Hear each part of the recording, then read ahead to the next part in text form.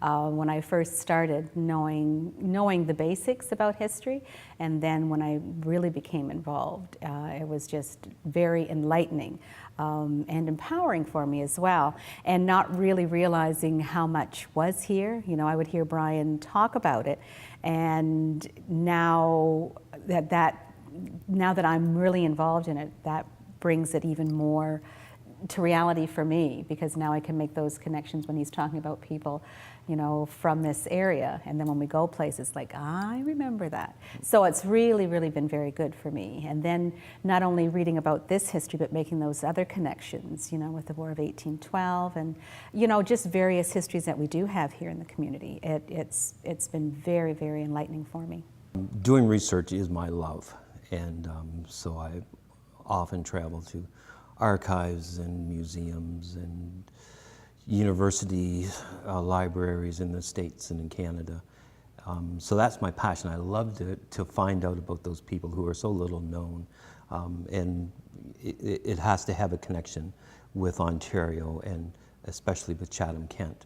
And so being able to uncover a lot of unknown stories that are fascinating, I think, and able to share them with people. With my last book, it involved the largest slave trader in the United States in days of slavery, and his great nephew found my book somehow and read it and was so moved. He's very active in Georgia in heritage matters, and so he's contacted me a lot of times and asked us to come down to speak, and how he's kind of torn because, you know, it's his family that was involved in that slave trade, but coming to terms with that, but just throwing, you know, his hand out to us to please come down and welcoming us there, and he'll show us things. And so we've had those sorts of results for the books and stories that I've written. We are very, very fortunate to be able to bring the history of the area out to others as well. Like Bryan said, our partnership with York University, the Harriet Tubman Center, and with St. Clair College Capitol Theatre. The last several years, the 3 sites in the area, we've been partnering with them to host some special events.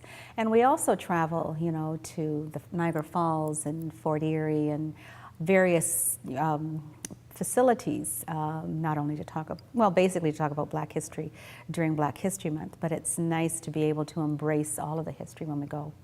One of the fascinating things we got to do last year was Citizenship and Immigration Canada asked us if we would travel the province, speaking to new immigrants to Canada on history. So it was so interesting to go to see these people who have newly arrived, and we would tell our story, but then they would come up afterward and want to talk to us. And I remember a man from Iran talking about his village, everyone being killed in it by Saddam Hussein, and his flight to Russia. And he was drawing the parallels with the story we were talking with the Underground Railroad. And so many people from so many different countries came up with their stories. I just think we're really lucky that we are from a place that values its history, and more importantly, that values their community. Because of how we were brought up here, we were brought up in our families being involved in the larger community, the school we went to, the church that's next door. Oh, look what you've